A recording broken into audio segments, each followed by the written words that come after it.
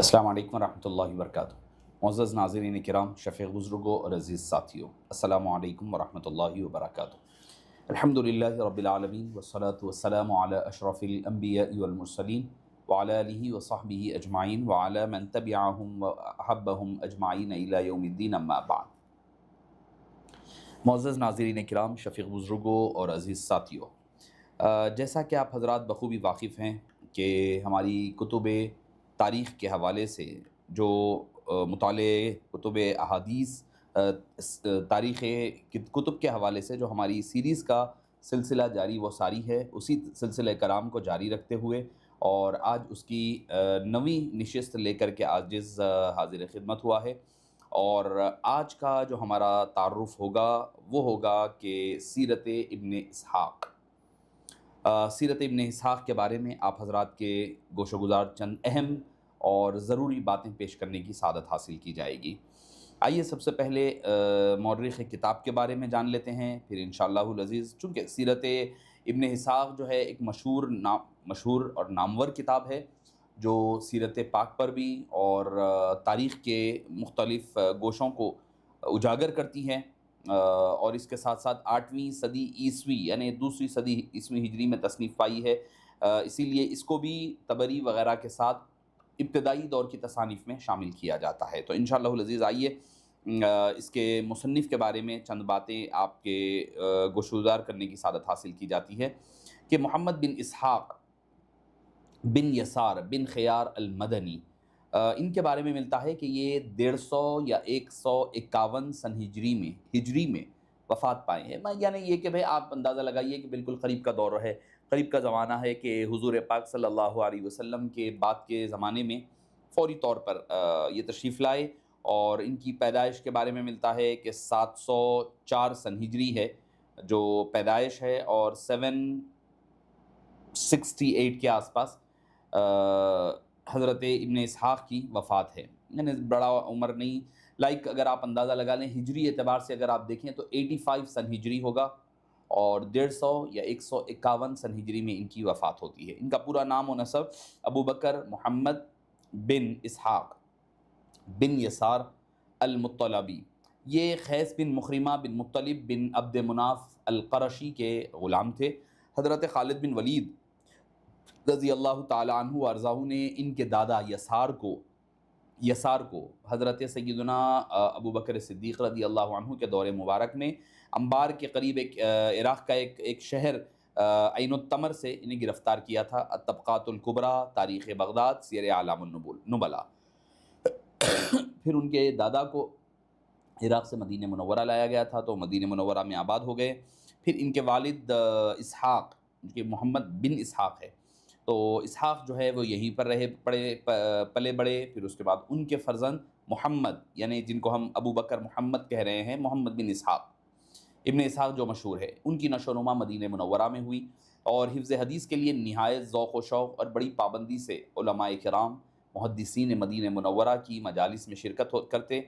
ان کے مشہور اساتذہ میں قاسم بن محمد بن ابی بکر، ابان بن عثمان، ابو سلمہ بن عبد الرحمن بن عوف، نافع مولا عبداللہ بن عمر اور ابن شہاب الزہری وغیرہ شامل ہے۔ کیونکہ یہ اور آپ کو یہ بھی بتاؤں میں کہ یہ میرے حساب سے یہ تابعین میں آتے ہیں، کیونکہ اگر آپ دیکھیں نافع مولا عبداللہ بن عمر، یہ جو ہے، یہ جب آپ اندازہ لگائیے تو اس سے ایک آپ کو اندازہ کیا لگتا ہے کہ یہ تابعین میں سے ہے ابن اسحاق۔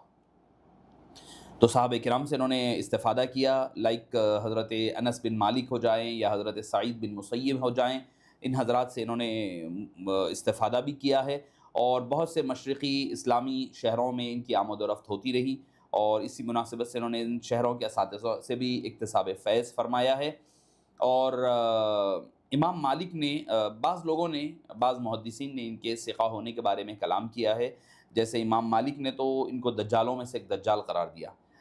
حضرت ہشام عروہ رحمہ اللہ نے بھی ان کو کذاب کہا، کیونکہ وہ ان کی بیوی فاطمہ بنت منذر بن زبیر سے روایت کرتے تھے، جبکہ ہشام اس امر کی تردید کرتے ہیں۔ وہ کہا کرتے بھلا وہ میری بیوی کے ہاں جا کیسے سکتا ہے۔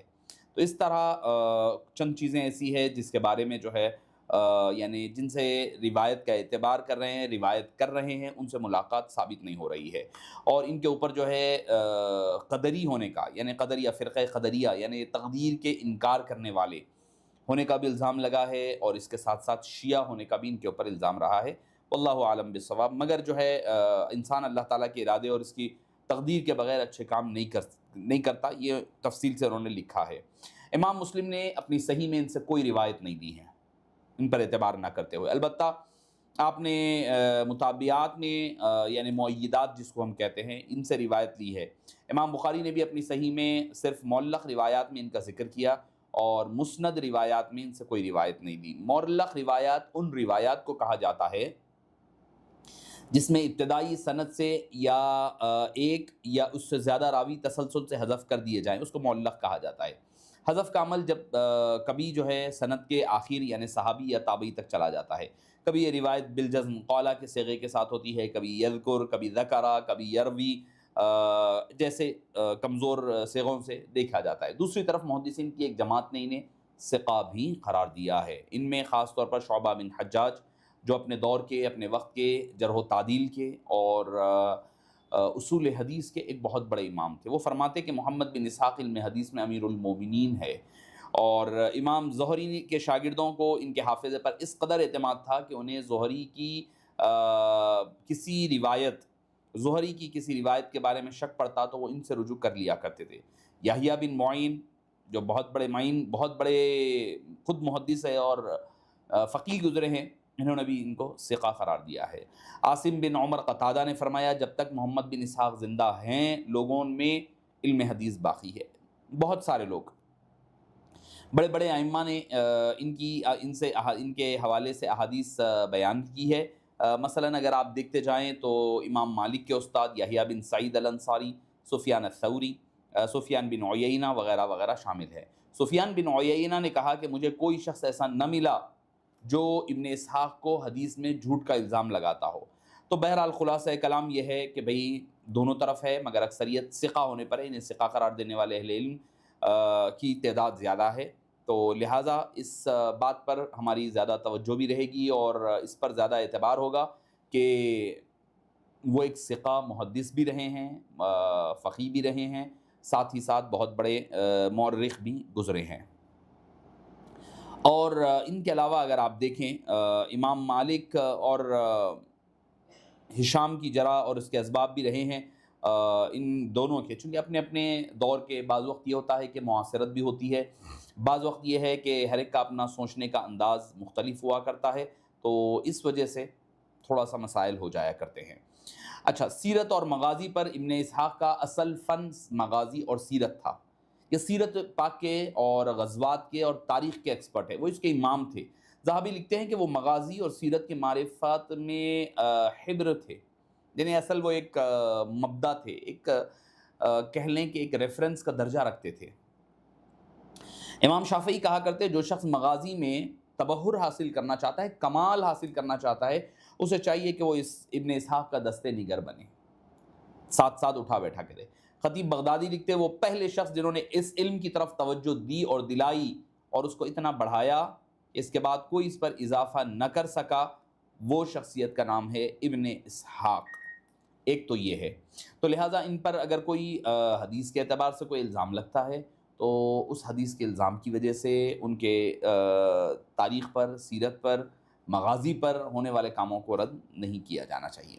دوسرا اہم کام ہے سیرت کے بارے میں ابن اسحاق عام کے بھی، سیرت تاریخ عام کے بھی عالم تھے۔ خطیب لکھتے ہیں کہ وہ سیرت، مغازی، ایام ناس، آغاز، خلق، قصص انبیاء اور تاریخ ائمہ، تاریخ و ادوار کے بہت بڑے امام تھے۔ تصانیف کے بارے میں ملتا ہے کہ آپ کی کتابوں میں المبتدا، اس میں حضور پاک صلی اللہ علیہ وسلم کی ابتدائی زندگی کے احوال جو ہجرت تک ہے، پھر کتاب المغازی میں ہجرت سے وصال تک، اور ان کی کتاب الخلفاء ابتدائی سے ان کی بہت بڑی تصنیف کے مقابلے میں دوسرے درجے پر شمار ہونے لگی تھی۔ کئی اور تصانیف آپ نے لکھے ہیں، سیرت ابن ہشام وغیرہ کے میں بھی آپ کے بہت ساری چیزیں آپ کو ملا کرے گی۔ البتہ بعض لوگوں نے، میں نے جیسے کہا کہ ان کے اوپر قدری ہونے کا الزام ہے، لیکن اس کے حوالے سے زیادہ کوئی تفصیلات ہمیں ملا نہیں کرتی۔ ابتدا میں وہ مدینہ پاک میں رہے، پھر یہاں قیام ترک کر کے کوفہ، جزیرہ اور دوسرے رے کے مختلف مقامات کا دورہ فرمایا، آخر میں بغداد چلے گئے۔ یہیں بغداد میں سن 656 عیسوی اور 150 سن ہجری یا 151 عیسوی میں ہجری میں آپ اس دنیا سے پردہ فرمائیں۔ اگرچہ ان کا تعلق تابعین میں سے ہوتا ہے، بعض نے ان کو تابعین میں شمار کیا، بعض نے تبع تابعین میں شمار کیا۔ امام اعظم ابو حنیفہ کے مزار کے ساتھ ہارون الرشید کی ماں بھی اور ابن اسحاق بھی اسی مقام پر وہیں پر مدفون ہیں۔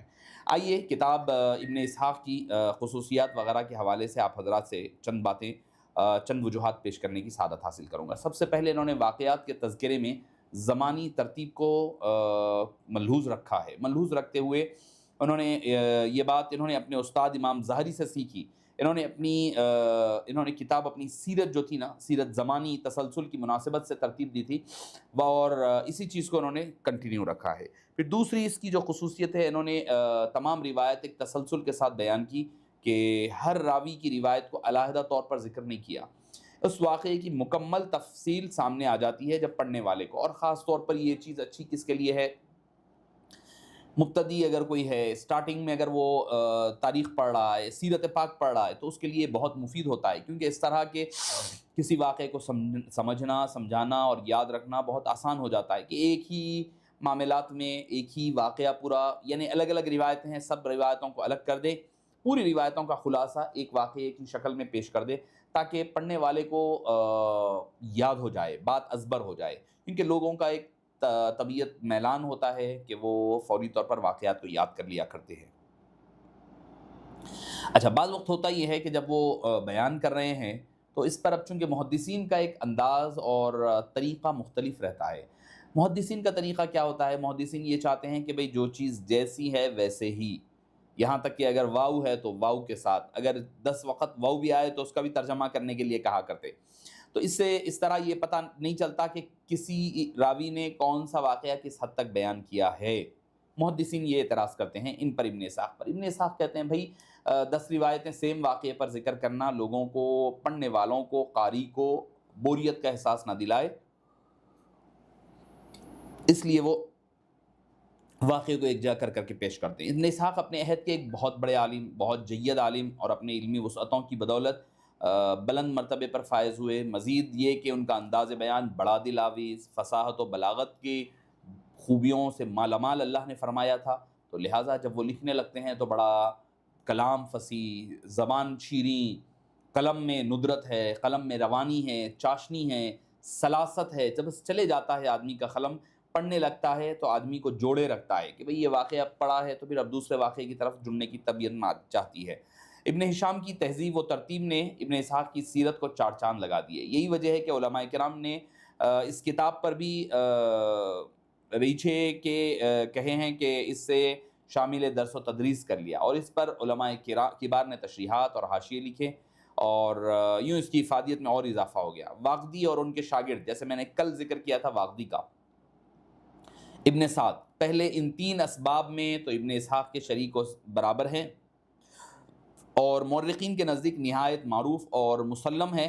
البتہ فصاحت و بلاغت میں ابن اسحاق کا ہم پلہ، ہمسر و ہمسانی ثانی کوئی نہیں نظر آتا ہے۔ جہاں تک سیرت و مغازی میں ان کی سیادت اور ان کی امامت اور ان کا اس فیلڈ کا لیڈر ہونا، وہ تو متفقہ ہے، اس میں کسی کو کوئی اختلاف نہیں ہے۔ اور ان کی حدیث کے بارے میں محدثین نے جیسے کہا کہ فیصلہ ہے کہ وہ حسن لذاتی ہی کے مرتبے پر ہوگی، بشرطے کہ وہ صراحت سے حدثنا کہ کس نے بیان کیا، یا سمعتو جب کہتے ہیں تو اس کی تفصیلات اگر وہ بیان کر دیتے ہیں تو پھر اس چیز کا اعتبار ہوگا، ورنہ پھر ان کے معاملات تھوڑا مختلف ہو جایا کریں گے۔